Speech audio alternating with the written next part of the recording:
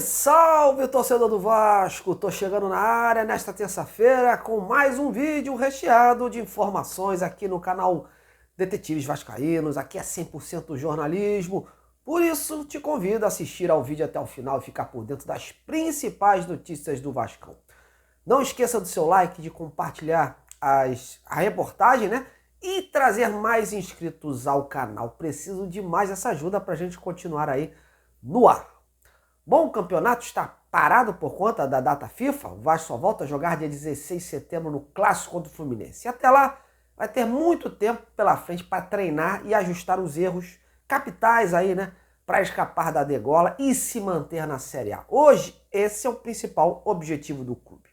Mas afinal, o que precisa ser feito? Qual pontuação necessária para escapar de mais um trágico rebaixamento em sua história?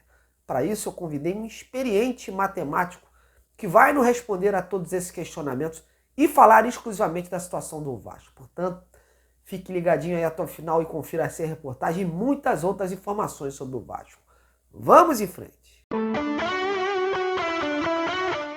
Bom, galera, vamos dar prosseguimento a esse boletim. O Vasco chegou ontem em Salvador e mesmo ocupando a 18ª colocação, o elenco ganhou alguns dias de folga, né? Volta a se apresentar no CT Moacir Barbosa na quinta-feira, dia 7, feriado. Porém, Payet e Rossi, que estão ainda abaixo fisicamente, vão continuar os treinamentos individuais tentando chegar ao ideal, né? O mais próximo desse físico ideal.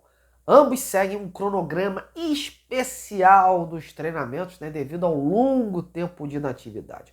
O meia, por exemplo, não jogava desde o dia 14 de maio, enquanto o atacante estava parado desde fevereiro. E como o próximo jogo do Vasco só acontece no próximo dia 16, no Clássico contra o Fluminense, ao que tudo indica, há grande chance do Payet, né, atingir a tal evolução necessária e ser titular nessa partida. Mas, logicamente, isso vai ficar a cargo do Ramon Dias, que nesse período vai fazer aí muitos testes na equipe, né, visando buscar aí um time mais próximo do ideal. Bom, o Ramon ainda vai avaliar essa situação da lateral direita, onde o Robson vem tendo problemas ofensivos, e também no setor de ataque. O Sebastião Ferreira entrou muito bem contra o Bahia, dando uma boa opção pela esquerda. O Marlon Gomes também conseguiu ganhar pontos importantes com o treinador após a boa atuação, tanto que foi ele quem sofreu o pênalti cometido pelo lateral de Gilberto. Aliás, esse período é comemorado dentro do Vasco, porque além de recuperar outros jogadores, vai dar mais liga a esse time e fazer com que o Ramon possa implementar melhor o seu estilo de jogo e corrigir aí os erros de posicionamento e demais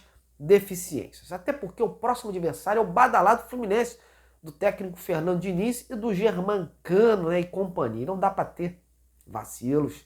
A ausência do Medel, né, que foi a parte mais desanimadora desse processo. Um jogador que o Ramon contava para impedir aí o ímpeto do Fluminense e agora vai ter que colocar novamente o zagueiro Maicon na posição. O Maicon, aliás, que assim como o Zé Gabriel também tem conseguido, né, agarrar com unhas e dentes essas oportunidades dadas pelo treinador. Aliás, já que estamos falando do jogo contra o Fluminense, hoje o Vasco anunciou oficialmente, né, que o Engenhão será o palco dessa partida. Infelizmente o clube ainda não conseguiu a liberação de São Januário e mesmo que conseguisse ainda tinha que resolver essa pendência que já impedia antes, né, clássicos por lá. Por conta disso e pelo estádio do Volta Redonda não reunia assim boas condições de estrutura, a convicção foi optar pelo Newton Santos, o estádio do Botafogo, que conta também com uma grama sintética, né? Então, mais um obstáculo aí de repente para as duas equipes, mas o Vasco deve treinar aí um dia antes, né, para poder aí se adaptar nesse gramado. Já para outra partida contra o Curitiba em casa, há boas possibilidades de São Januário, né, ser o palco deste jogo através de um acordo com o Ministério Público. E por isso o Caldeirão de São Januário tem tudo para pulsar ainda mais nessa luta contra o rebaixamento. Bom, e fala de rebaixamento, né, e com base nessa pausa de jogos, eu resolvi hoje fazer uma matéria especial aqui neste boletim sobre esse tema. Afinal, o que é preciso para o Vasco escapar de mais um descenso em sua história? Existe um número mágico? São muitos questionamentos que invadem a mente dos torcedores vascaínos que seguem esperançosos por dias melhores, até porque dentro de campo o time tem evoluído e dando mostras aí que vai brigar com unhas e dentes por uma vaga na Série A em 2024. O time ainda tem 10 jogos em casa, contando já com o clássico contra o Flamengo, né, que tem o mando de campo, e o restante joga fora, pensando aí nesse futuro. Mas tem algumas equipes também importantes, como Bahia, Santos e Goiás, por exemplo, hoje brigando sério para não cair e querendo também se salvar. Bom, mas vamos focar no Vasco, né? E para saber a real situação do clube nessa luta contra o rebaixamento, eu convidei aqui no canal um experiente matemático. Trata-se do Gilcione Nonato Costa, professor da Universidade Federal de Minas Gerais, a UFMG, que sempre tem atualizado aí por torcedor as chances de cada time na corrida do Brasileirão, tanto para escapar da degola como para outras possibilidades. Vamos então ouvir o Gilcione Nonato, que vai nos passar aí ricos detalhes do que o Vasco precisa para seguir na Série A no ano que vem, inclusive com a probabilidade de pontuação, tal número mágico. Ouça aí. O desempenho do Vasco nos últimos 10 rodadas não difere muito dos principais candidatos, times que lutam contra o rebaixamento. Santos, Cruzeiro, América, Curitiba, São Paulo, Internacional tiveram desempenho muito similares. Só que o Vasco da Gama, ele vem sim de uma recuperação. Então, levando em consideração todos os principais critérios de desempate, que são número de vitórias, saldo de gols, a pontuação que deve salvar o Vasco da Gama seria a partir de 42 pontos. Com 40 pontos, caso o Vasco termine com 40 pontos, as chances de queda ficariam então, no momento, 54%. Que isso é muito próximo do cara ou coroa, então fica uma coisa imprevisível. Se o Vasco terminar com uma pontuação abaixo de 40 pontos, o risco de queda são consideráveis. Com 41, essa chance já diminui para 35, que seria 1 em 3. Já com 42 pontos, essas chances já se reduziriam a 17%, que basicamente seria 1 em 6.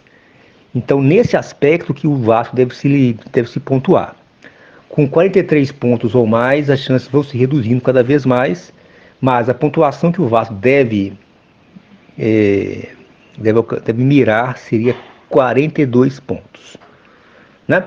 O Vasco tem ainda 10 jogos em casa, um que é um clássico, então como é clássico, o mando de campo não é tão importante, é um jogo de rivalidade. E a receita para o Vasco chegar a esses 25 pontos, que faltam para ele, seria vencer os jogos em casa. Nesse ponto, assim, ele tem que ser um time que vença os jogos como mandante. A principal característica de um time que luta contra o rebaixamento é o fraco desempenho como mandante. E esse é o ponto, essa é a receita. E, obviamente, melhorando o desempenho dentro de casa e pontuando fora de casa, o time pode alcançar esse objetivo. Valeu, meu amigo Gilcione, muito obrigado pela sua participação aqui no canal. Gilcione, que já esteve aqui no ano passado, quando o Vasco estava naquela situação de conseguir o acesso, e abrilhantou aqui o canal com a sua participação. Bom, como vocês puderam ver aí, o Gilcione crava aí 42, o Vasco pode se safar dessa. E você, também tem essa mesma convicção? Comente aí embaixo do vídeo, hein? Na minha opinião, eu acho que é como o Gilcione falou, o Vasco tem que fazer a sua parte, principalmente em casa. Óbvio que vai jogar a todo tempo com a corda esticada. Não é fácil ganhar todas as partidas em casa, ainda mais tendo clássicos pela frente, como o próprio líder Botafogo, o Flamengo, o Fluminense. Então, são jogos em casa, mas tem esses clássicos aí. E o Vasco tem que beliscar, hora ou outra, pontos lá fora, principalmente se conseguir uma vitória, até para compensar, de repente, eventuais empates nesses clássicos aí, que é um resultado possível. Mas vamos acreditar, Como o Gilcione falou aí, com 42 dá para pensar em se manter na Série A. Então, comente aí, torcedor, e fale o que você achou disso. Bom, tô indo nessa, mas amanhã eu tô de volta com muito mais informações do Vascão. Prestigie o Detetive Vascaínos e vamos em frente. Um grande abraço e até a próxima.